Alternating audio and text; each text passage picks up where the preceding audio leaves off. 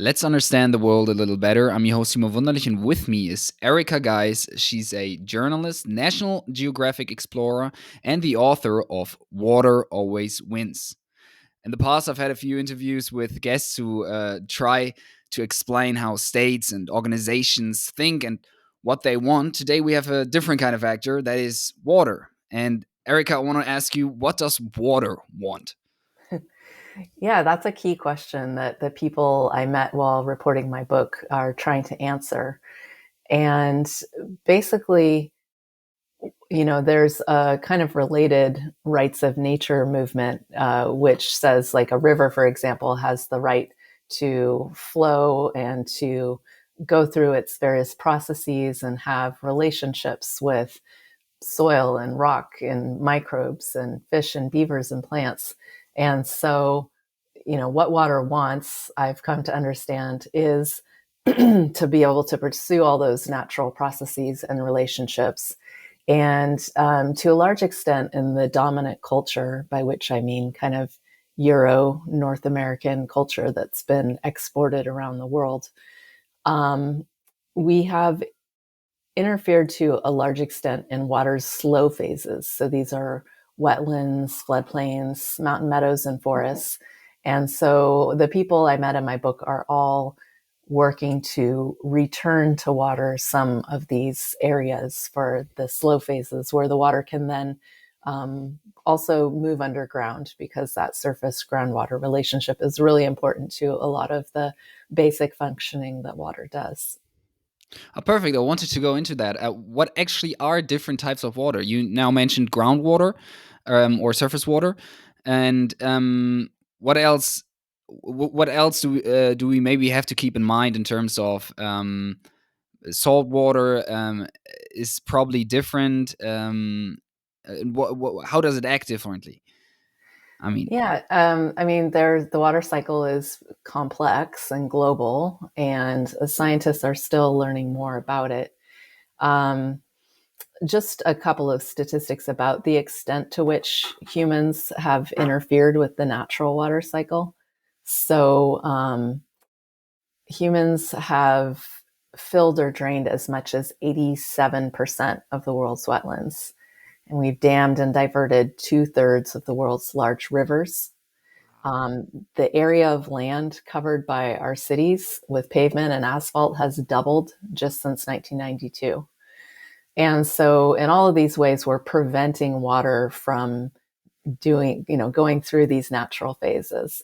So, people probably remember in school learning about water's different phases, right? Water can be liquid, but it can also be gas. It can be solid in the form of ice. Um, and so when water is on the surface in a slow phase, it can often filter underground through soil, sometimes going down to an aquifer, which is basically an area of kind of bigger rocks where the water can sit in a pool and people can then pump it out if they want. But also, if that supply is healthy and full, it can supply surface water from below, so wetlands, streams. So, like, I'm from California, and in the Western United States, we tend to have this sense that streams only run in the winter. Like, during much of the year, they're just dry. But hmm. historically, that wasn't the case in a lot of places because this groundwater was supplying the water from below. So the water would remain constant throughout the year. But because we've dried out the landscape in these various ways, this also means like cutting forests, really overgrazing grasslands. Um, that groundwater isn't being resupplied. And so therefore it's falling down further and can't supply the water from below. And then on the atmospheric side, the way that rain forms is when water is evapotranspired. So evaporation, I think, is, like when the sun pulls water from the ocean or lakes into a gas form. Um, and then transpiration is when plants kind of exhale water through the stomata on their leaves. And this is a natural part of plants' processes. And they can pull groundwater up and access that and then release it into the air to form this gas. And then, when the air reaches a certain saturation with water, that's when rain can form. But also, like plants themselves can release these little particles that help that rain to nucleate as well.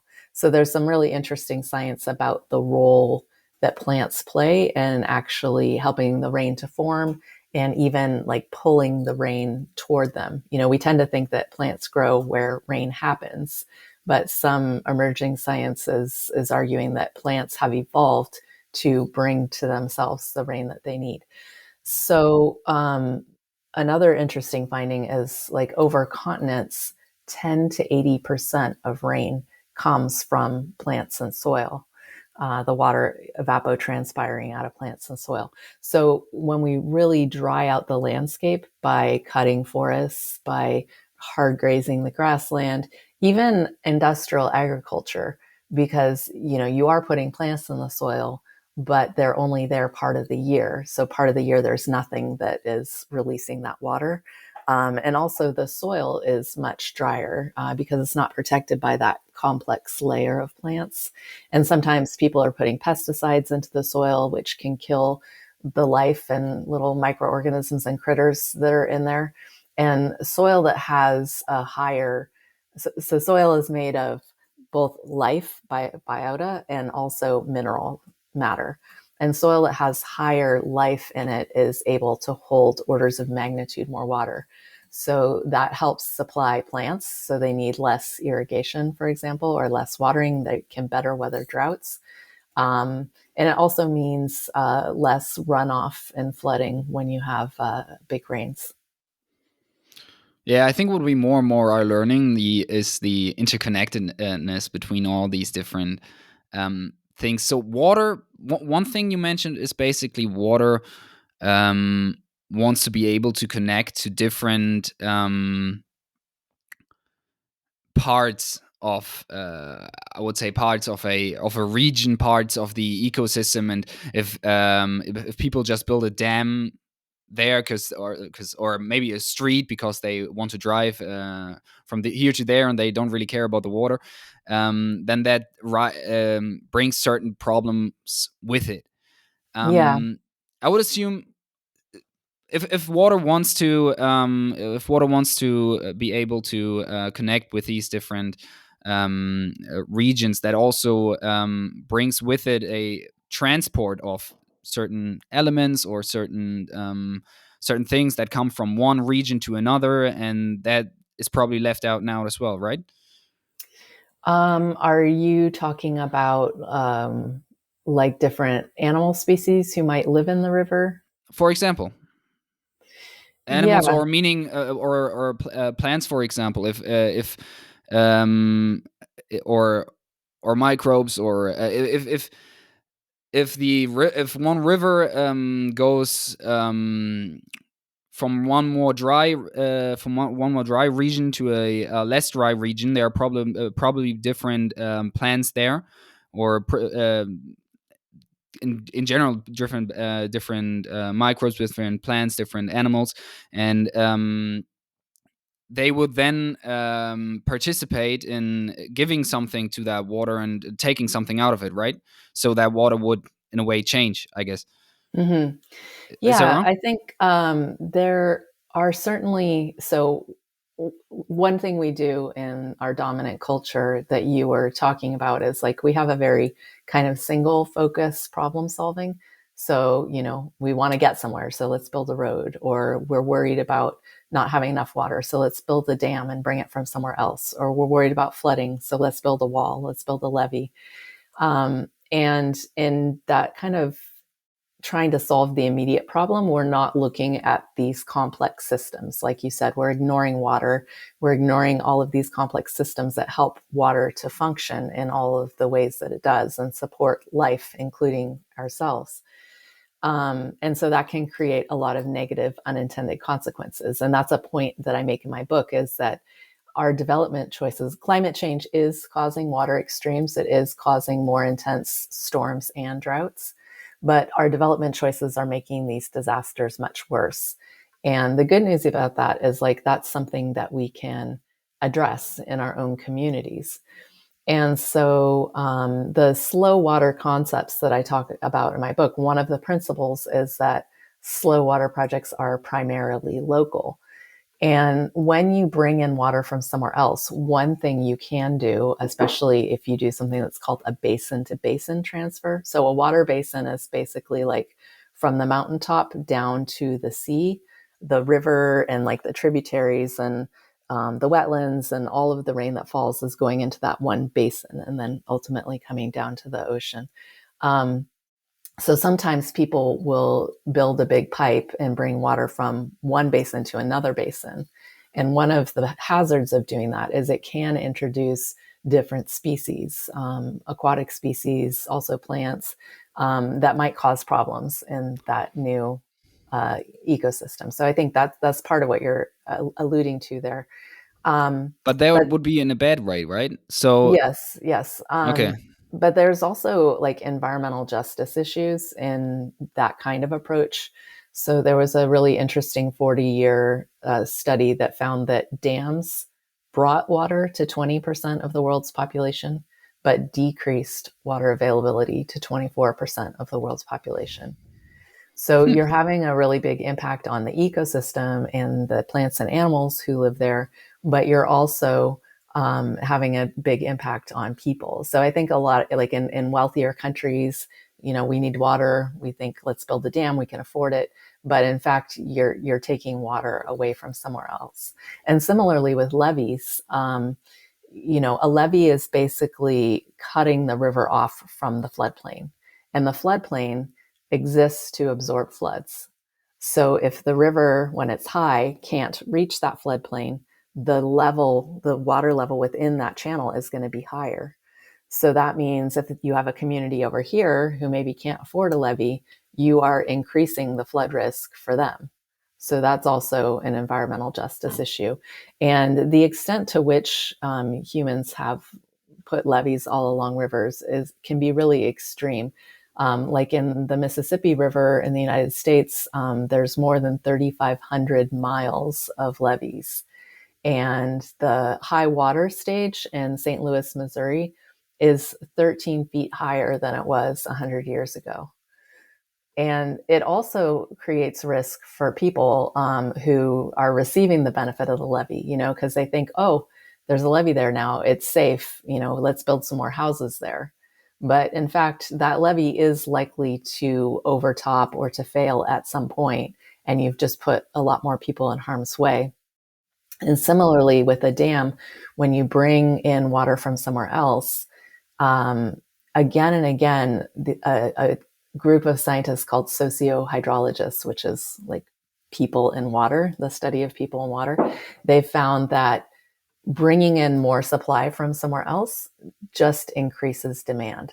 So it makes more farmers, more housing developments, more businesses think, oh, look, there's more water here, so let's develop here.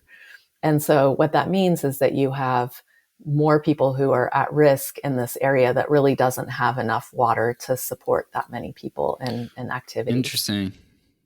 Yeah, that makes sense. So, what would be a back to the dams and levees?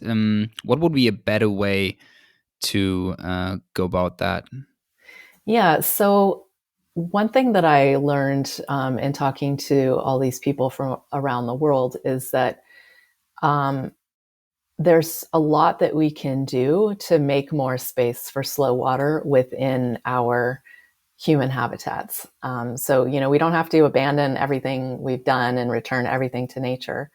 But there are many opportunities to do a lot more than we are doing. You know, we have this kind of very control oriented mindset, like we can control water. But as we're seeing, like that's an illusion, right? We're having these devastating floods and droughts every day somewhere in the world. And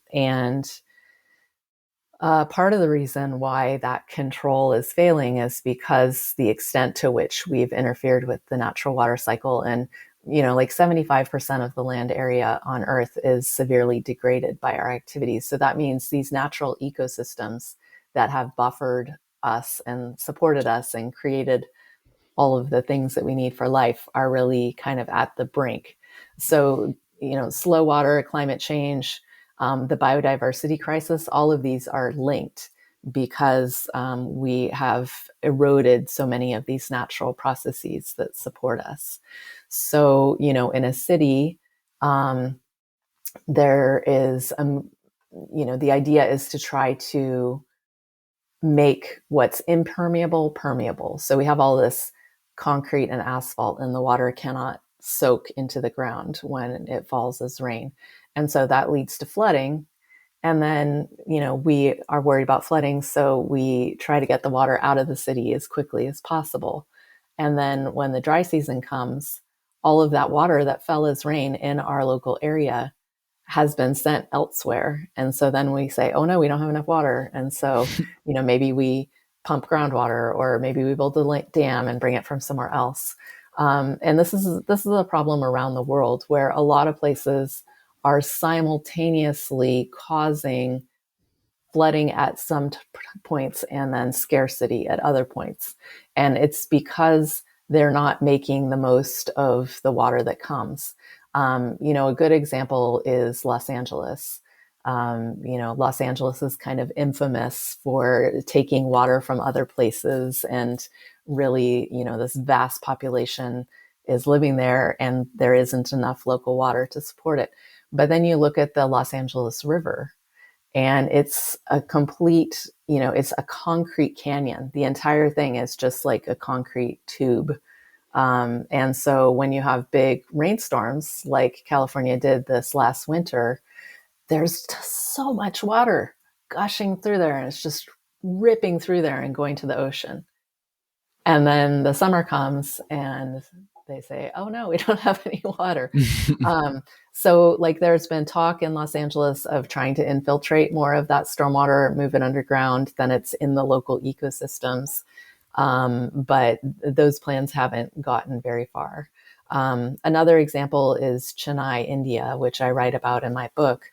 And India gets the monsoon, so they get most of their rain during one part of the year, and then they have longer periods without rain. And during the monsoon, Chennai actually gets 1.5 times the water that it consumes. But it made international headlines about 5 years ago because it ran out of water. In fact, like it runs out of water almost every summer. And the urban area has expanded by a factor of 9 just since 1980.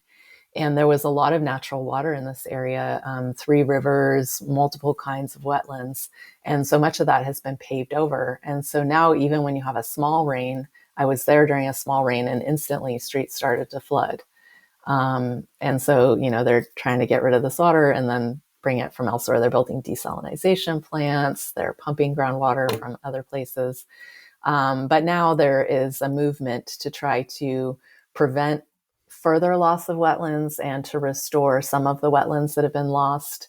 And there's also a really cool ancient cultural way of managing water in that area called the Eri system, that the local Tamil people invented about 2,000 years ago.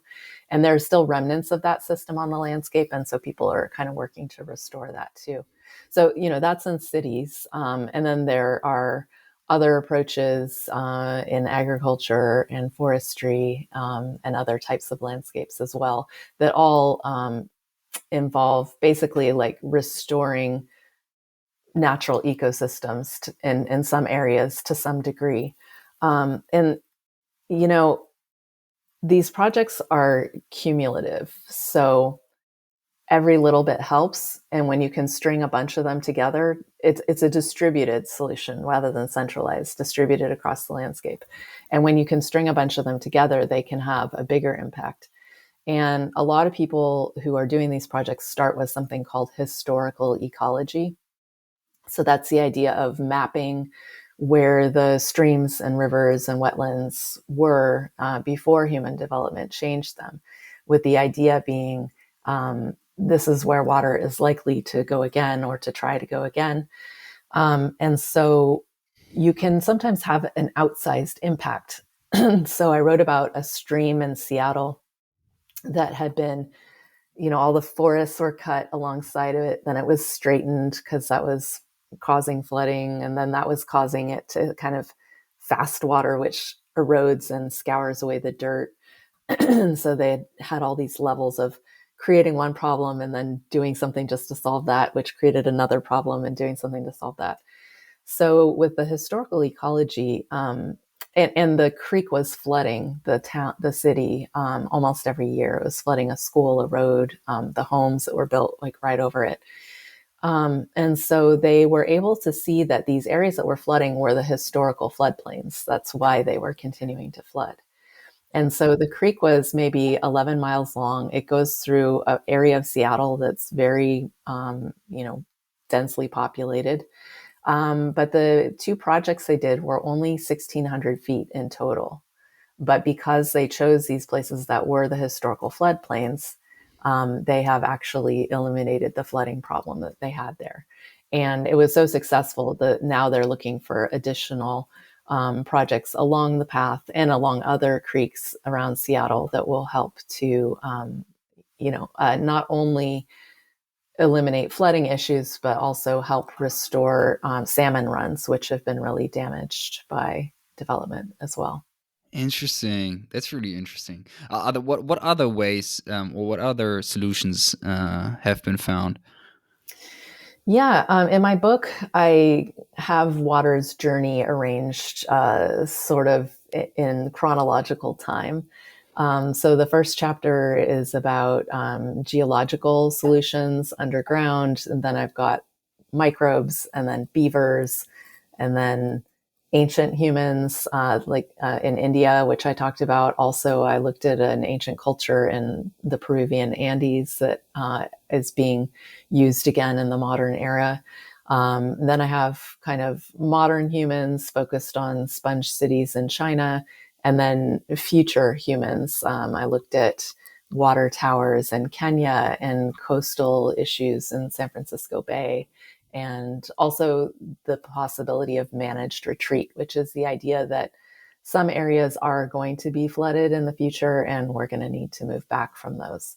So, yeah, I mean, all of the examples are really fun and interesting in their own way. Um, are there any of those in particular that you'd like to hear more I about? mean, Sponge City sounds sounds super interesting. What is a Yeah, I mean, sponge city? yeah, that's kind of what I was talking about earlier in terms of making urban areas more permeable to water. And this is a global movement. People are doing it all around the world. In Europe, I think they often call it like green infrastructure or natural infrastructure. But China calls it sponge cities, which I think is really evocative because, a sponge absorbs water and then it can release water. And China has taken this approach national. President Xi Jinping supports it. It's been rolled out in more than 500 cities across the country. Um, and the goal is what they found was that rain that fell, only about 20% of it was infiltrating into the ground because of all the pavement. And the goal of sponge cities is for 70% of the rain to infiltrate into the ground. Um, Now, a lot of these projects, it's starting out, are maybe 5 square miles. So if you consider that some of these cities are maybe 1,000 square miles, you can understand how it's not what they've done so far is not enough to prevent flooding in cities. So sometimes you'll see headlines that, China is still having urban flooding. And it's really not that surprising. It is a question of scale. You think about that 87% of wetlands that we've taken away from water, and you begin to understand why we need so many small areas for water to infiltrate, like all throughout our landscapes. Um, in California, that was my example for the geological interventions. And there's a really cool feature underground called paleo valleys. And basically, during the glacial era, the water uh, carved these really deep channels coming down off the mountains into the central plain. And then later in the glacial cycle, those channels were filled with rock and cobble that kind of the water scraped off the mountains. So what that means is that you have these ancient rivers that are buried and are very close to the surface that are extremely permeable. Instead of being filled with like silt and clay, they're filled with rock. And so the water can move into them very quickly. And so if you're having a series of really big storms like California had last winter, if you can route some of that stormwater, that flood water on top of these very permeable places, then the water can move underground very quickly.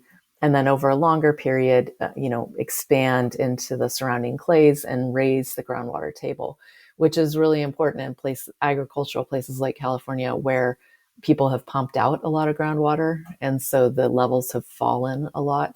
And, so much of the agriculture that we produce around the world is supported by unsustainable use of groundwater. So that means that it's getting depleted. And at some point, in various places around the world where a lot of agriculture comes from, they're not going to have access to that water anymore. So there could be really significant crashes in the global food supply if this issue is not addressed. So that using these paleo valleys to help refill groundwater when we have these big storms is one approach that California is beginning to take.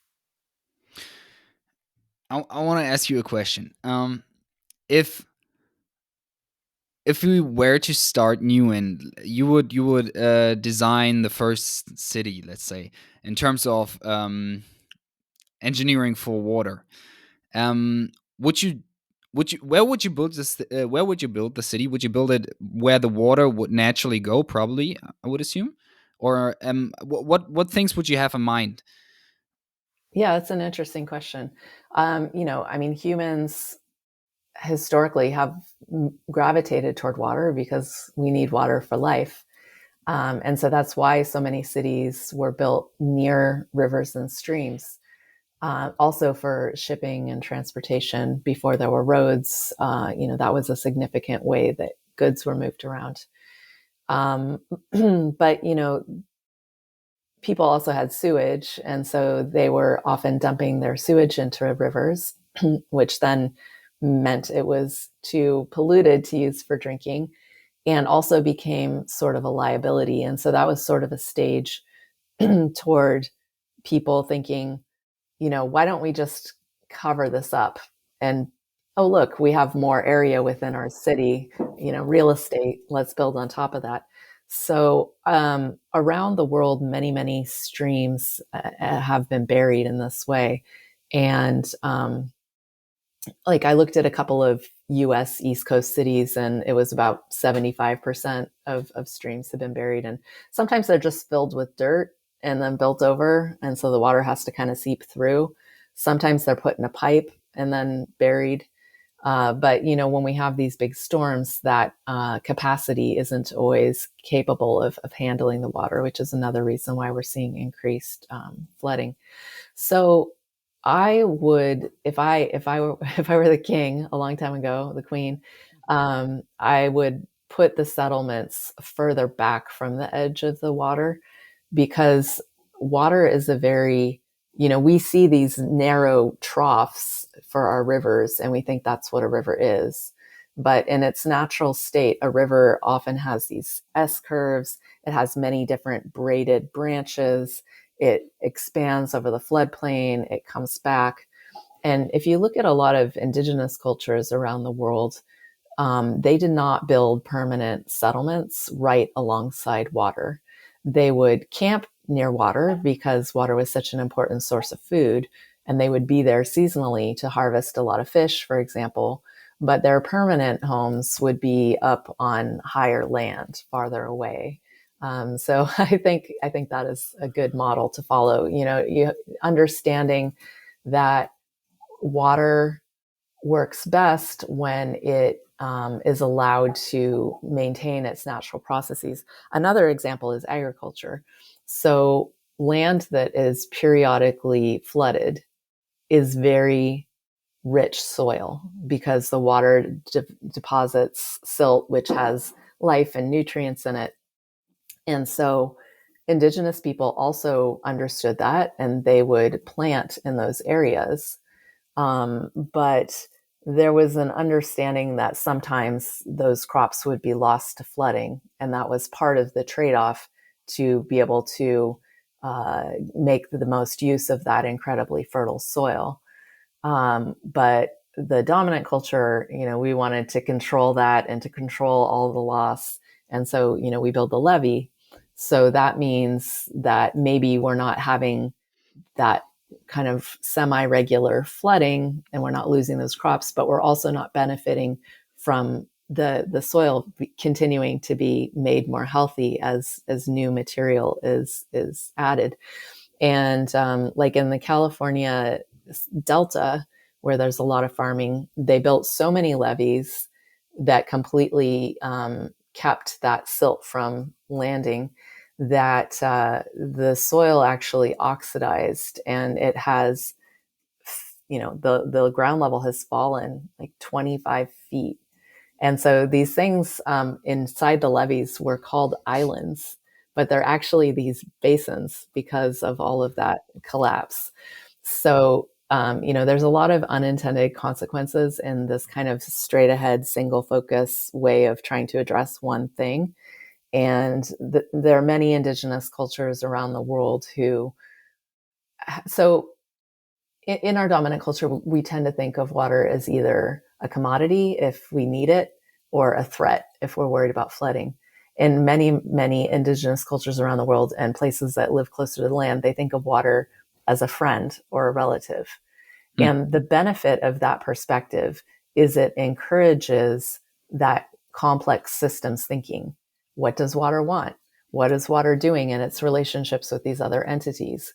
And that helps them to understand the importance of making space for water to continue to be able to perform its natural functions. So in a way, I mean, you obviously you didn't say no interference with it, but in a way, less interference as we have now, and pretty much almost no interference at best. I Can I mean, say that? I, I, I don't know. I mean, obviously we're not going to go back to that because we have done so much. Like I said, 75% of land degraded. Um, but there is so much more that we can do within our existing habitats to find and make space for water and to accommodate these processes. And, biodiversity is a really important part of it. Part of what helps land to be able to absorb water, to move it underground, to be able to transpire water, to create rain for us, to supply the streams in the dry season. The microbes, the springtails, the plants, all of these are the beavers are a part of that process. And so when you are constricting all of those things and not allowing them to live and to function, you're also degrading these systems that do so much to support our life. And I think that's what we're seeing now. That's why we're seeing all of these really extreme flood and drought disasters. And, oftentimes you'll hear a politician say, our infrastructure wasn't built for these extremes. And that is true to a point. Climate change is definitely a factor, but our infrastructure is a significant cause of these problems. And if we're not looking at that, if we're not rethinking how we do things, if we're not changing how we're doing things, we're not going to be able to, build our way out of this by just building a bigger pipe. Yes. So the reason I asked was I wanted to understand where, at what point did it go wrong? I guess because you mentioned beavers, and I thought I mean, they interfere with the water as well, right? So, or maybe that is sometimes a problem. I don't actually know much about beavers, but where does it start? Where does this problem begin with too much interference? Um, yeah, putting an exact date on it, I think, is difficult. There are a lot of different civilizations that have come and gone. One that I visited was the Mesopotamian marshes in Iraq, which was thought to be the biblical Garden of Eden. And there's a culture there called the marsh dwellers, and they have lived on top of the marsh for 9,000 years. And, so this is the Fertile Crescent. There have been many, many storied civilizations that use irrigated agriculture that have kind of risen and fallen in that area. But this culture just continues. It continues to live on. And I think part of it is that respect. They understand that water is life, that water supplies everything that they need. And so they've figured out a way to live, to not drain it, but to live on top of it, to continue to be able to fish, to raise their water buffalo from it, to harvest certain reeds for all their building materials that are a really fast growing renewable resource. Um, in terms of beavers, so there are two species of beaver that are still alive today. One is in Europe and one is in North America. They are pretty similar in terms of their activities. Beavers, like humans, are also water engineers. But as I've been discussing, in the dominant culture, a lot of human engineering is geared toward creating fast water, moving water away as quickly as possible. Whereas beavers kind of have the opposite goal. They're trying to create slow water. And the reason for that is that they swim and they can walk on land, but they're pretty awkward on land. And so they're very vulnerable to predators. And so they prefer to spend the majority of their lives in water where they feel a lot safer. And so by building a dam, they create a bigger pool of water behind the dam that gives them like a larger area for them to swim around and, cut the trees that they eat and use for their building materials. They sometimes dig canals so they can move to other areas. And so in this way, they're creating these very complex wetlands around streams. They're expanding the footprint of the water. And, that was a really significant creator of the landscapes of both Europe and North America. So when settlers came to North America, it was thought that like 1/10 of the continent was beaver created wetlands. And so when you have that water slowing on the land, you have a high water table, which means the plants can access it, which means they're less likely to burn. You're more likely to have rain. So the West was a lot less dry than it is today. Um, and but the trappers came first. They killed almost all the beavers. They were almost made extinct. And so when the settlers came, they didn't really see the beavers. They just saw these wonderful flat landscapes with very rich soil that the beavers had created, and they were like, "Wow, this looks great. let's move in there." And in Europe, there was a similar. The beavers were primarily hunted out earlier, and then the Europeans came to North America and found, oh, more beavers. They were very popular for making hats back in the day. So, like in the UK, for example, beavers were completely gone for 400 years and just recently reintroduced in the last 100 years or so from Germany and like Croatia, where a few beavers were hanging on. And so it's interesting because yeah, beavers can flood landscapes. They can flood landscapes where humans are now living. And so people in the dominant culture have tended to see them as pests. They often will kill them to get rid of them. But the thing is, like, if you kill a beaver, as one of my sources told me, you're just going to create open habitat for another beaver. Like if beavers are there now, it's because it's good habitat, and so beavers are going to come back. Mm. And people have been realizing the many, many benefits that beavers provide. So, in for North American beavers, there are more than 200 species that rely on beaver created habitats. So, a lot of these species are endangered because the beavers have been so eradicated. So, bringing the beavers back can help to support these species that are really having trouble. And they can actually prevent flooding. So, one of the reasons why people are reintroducing them in England and Scotland is because a lot of towns were built right along rivers, and with the bigger rains that are coming with climate change, um, those towns are flooding a lot. And there was that town in Germany just last year that had really bad flooding. And so, a beaver dam, it might cause flooding in that local area or like a higher water level, but the water that's going downstream, it's going to move through. The dam is made of sticks and mud, so it's not going to hold back the water completely. The water still goes through, but much more slowly. Mm. And so that means it's going to go through over a longer period of time, which means the flood peak is going to be lower. So those towns downstream are actually less likely to flood. So that's a significant benefit that people in England are thinking about in bringing back beavers. And then in the Western United States, it's the opposite issue, right? It's drought. So, in the Western US, typically we only have rain in the winter. We don't have rain in the summer. So we have a long period that we need to get water when it's not falling from the sky. And historically, a lot of that water came from the snowpack. Like in California, there's the Sierra Nevada mountains that run down the spine with Nevada.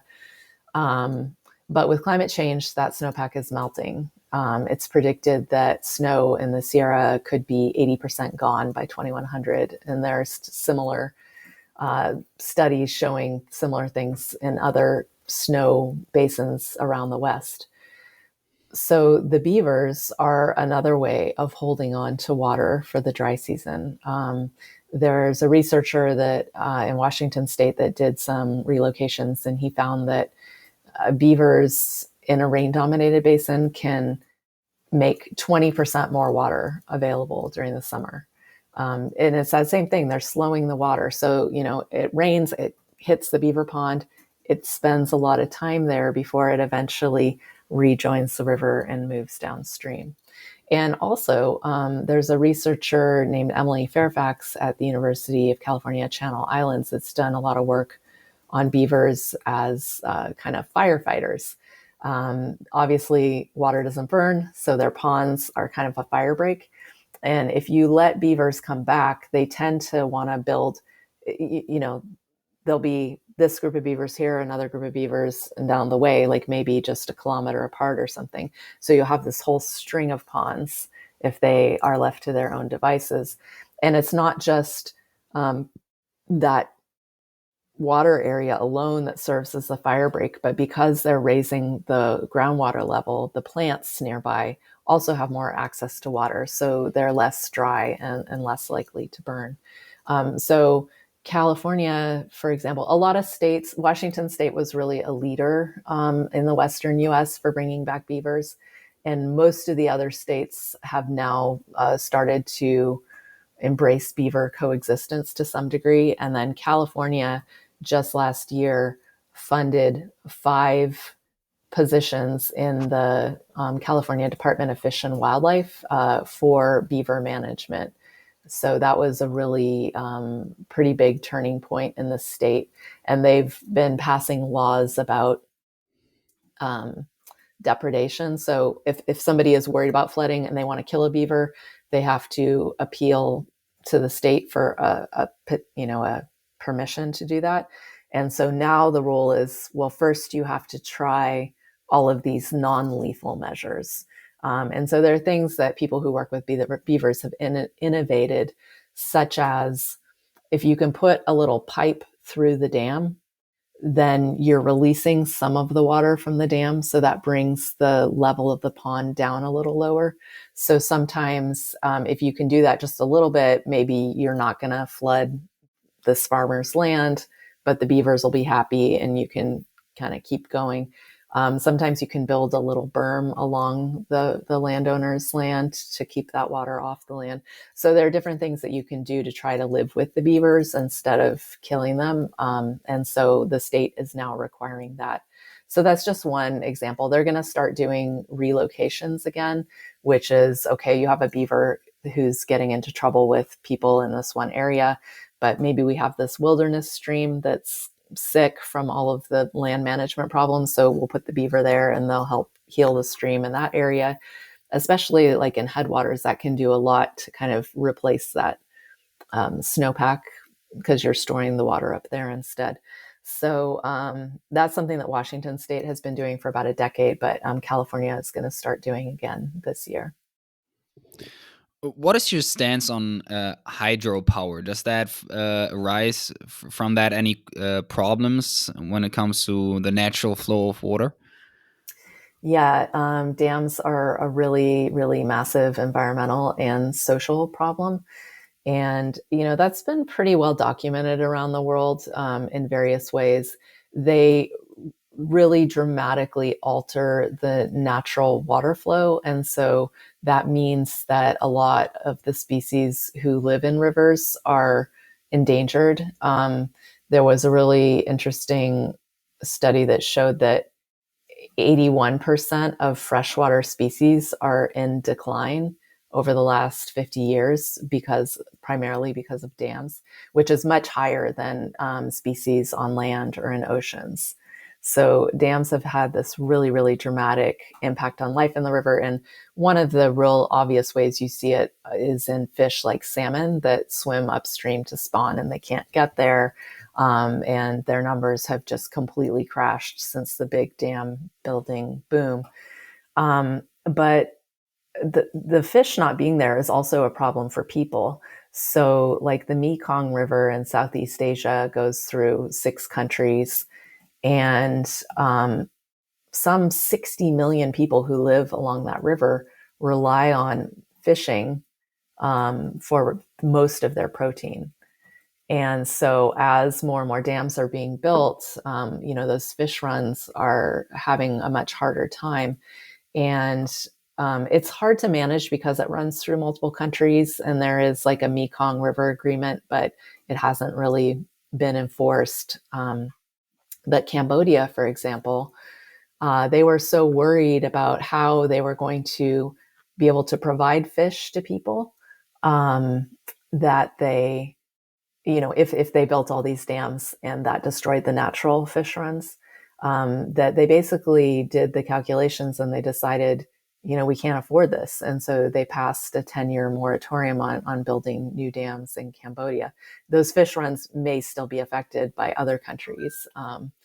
But that's just one example. So a lot of dams face a lot of protest from environmental campaigners and also people concerned about low-income people who rely on rivers. And so that can mean that a project is significantly delayed, the costs go way higher.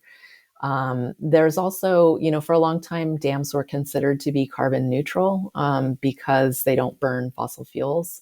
But in fact, there's a lot of carbon embedded in the concrete for dams.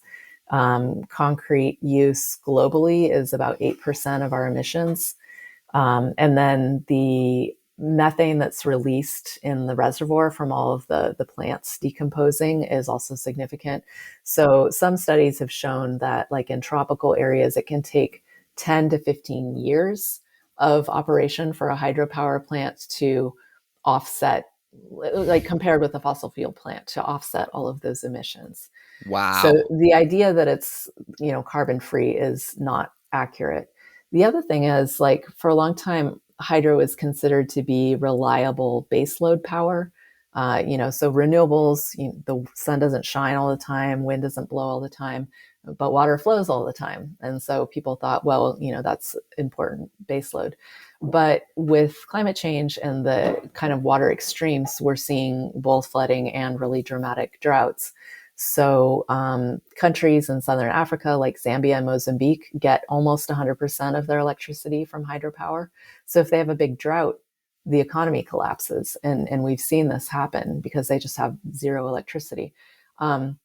Similarly, in Europe, with some of these heat waves and low flows and droughts, nuclear power uses water from rivers for cooling. So if the water is too low and too warm, it's not going to cool the nuclear plant. And so in some cases, those power plants have had to come offline due to low river flows. So hydro is not as reliable as people came to think of it as being as well. And it often floods cultural sites. And it's interesting because the United States is arguably kind of the epicenter of the really big dam building boom, particularly from the 1930s to the 1960s. But now there's a dam removal movement happening, and about 2,000 dams have been taken out in the United States, which sounds like a lot, but if you count all the small dams, there's maybe like 95,000 dams across the US, which is typical of developed areas.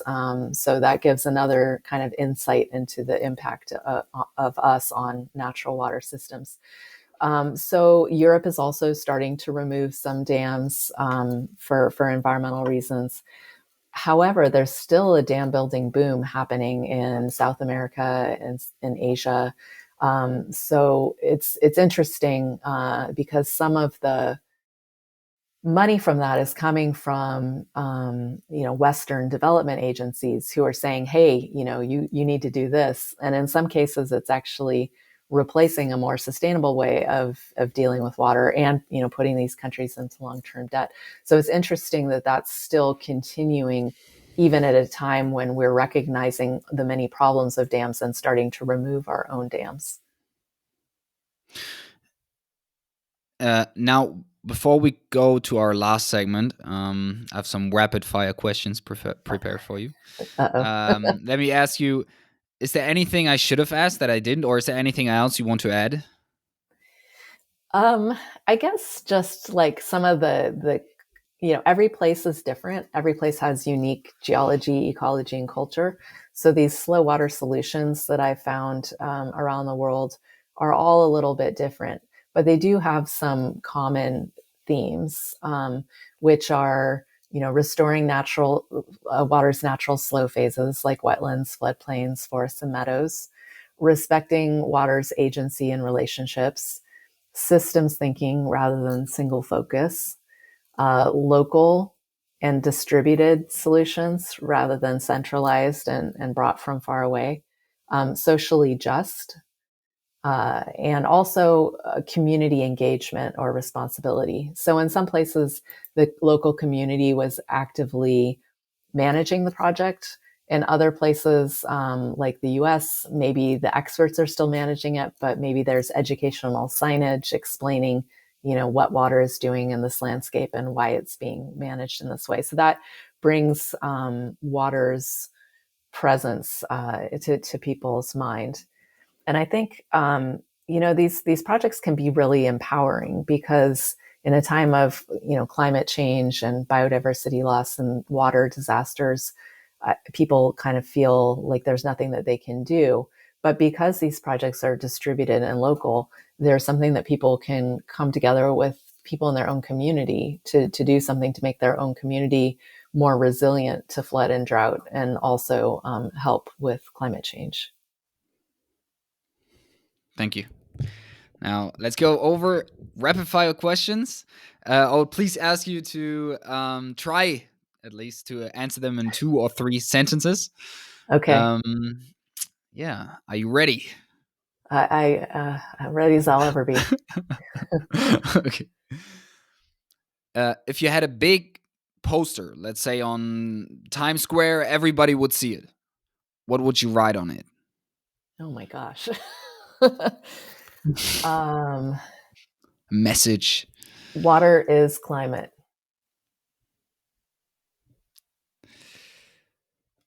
What is Because the like like one thing you see is like with tree planting, let's plant 1 trillion trees because of the carbon storage, but those plans are completely ignoring water, right? Trees have a relationship with water. So Mm, if you're not thinking about that, you're not going to solve climate and you may create worse water problems. So water is affected by climate, but climate also affects water. Or, water is a significant part of the climate cycle, and that's really being ignored on all levels. that's system thinking. Um, what are the best sources to inform and learn more about water in general and the problems that are current and how to solve them? Mm-hmm. Well, I would say read my book. It's called Water Always Wins, Thriving in an Age of Drought and Deluge. And it's available from a North American publisher and also a UK publisher. And it will soon be out in China. And you can find out more about that on my website, which is slowwater.world. There's also some other interviews with me and excerpts. There's a great website called Water Stories, and this is a guy named Zach Weiss, and he goes around the world and helps people who own land to kind of redesign their land to better manage water.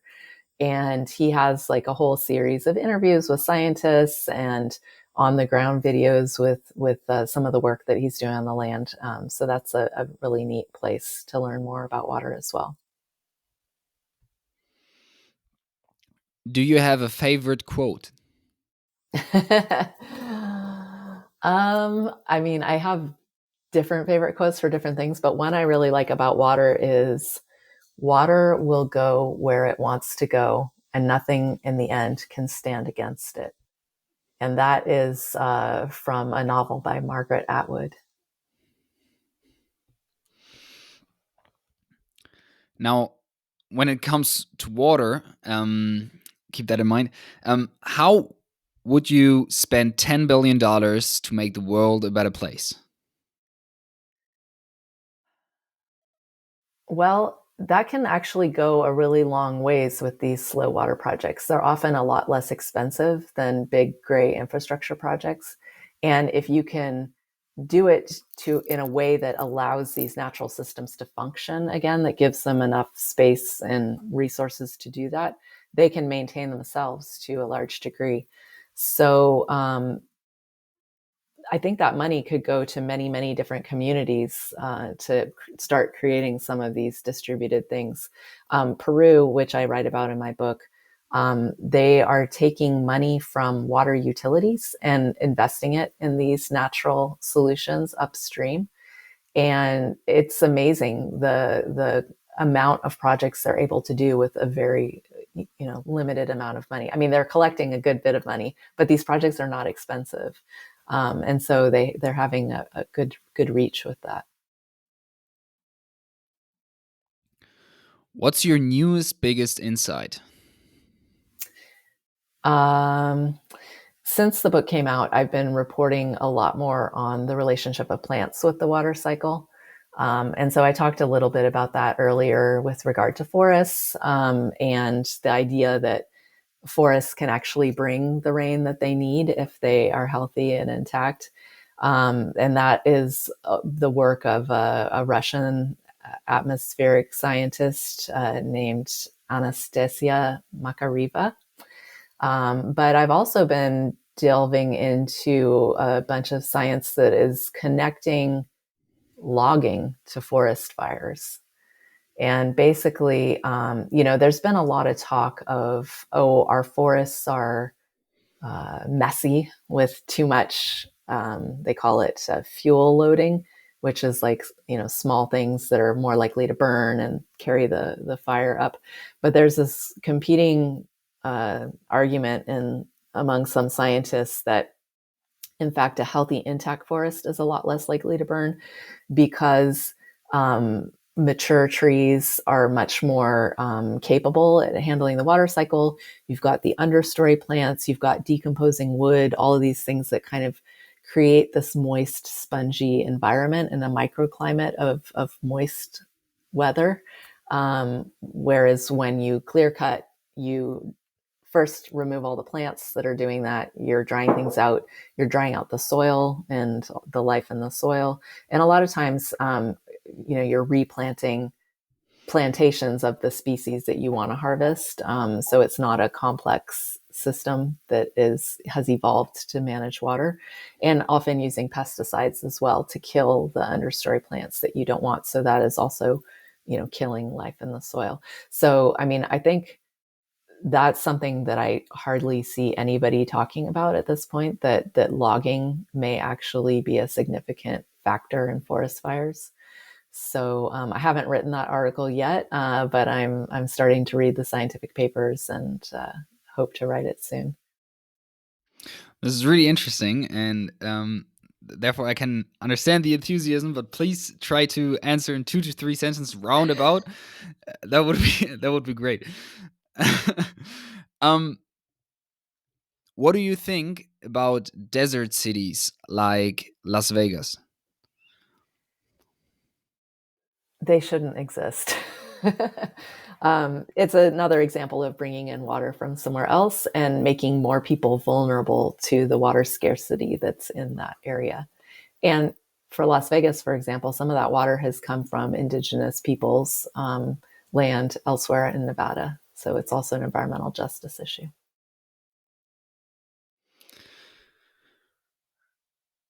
A controversial opinion, I believe what almost nobody else does. Oh, that I have. That you Uh, have. Do you have one? I mean, I think, just prioritizing water and water systems. In the dominant culture, we think humans are the most important, and we also think that they are separate from nature. And so, therefore, we rationalize destroying nature for the benefit of humans. But as I've learned in my research, we're actually harming humans with that approach.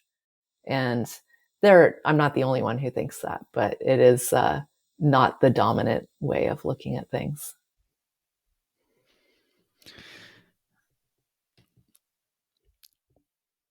Could you please explain rather quickly Bolivia's law of rights of Mother Earth? It's a rights of nature law that has been embedded in Bolivia's constitution. I believe Ecuador has done the same. There are states and other government entities around the world that have also started to do this. Sometimes that means giving a river rights. A lot of that often starts with indigenous peoples, like in New Zealand, because that is their worldview anyway. But the idea is the laws that we have damaged nature to a large degree. And so this is an attempt to bring those protections for nature, that different worldview, into the dominant legal system as a way of better protecting the natural systems that support us. What country does have the best water engineering? Uh, I mean, to my mind, water engineering is a big part of the problem. So that question kind of goes against my grain. Okay, let me rephrase it then. Um, wait, how do I wanted to say what countries are what country is doing best with water? That's not a good. Like water management. Yeah, water management. Is that better? Okay, Yeah, what country has the best water management? I can't answer that specifically. Even the places around the world where people were starting to take these approaches to scale, like China nationally, Peru nationally, it's still pretty early days. And so they're still doing a lot of things in the older, damaging way.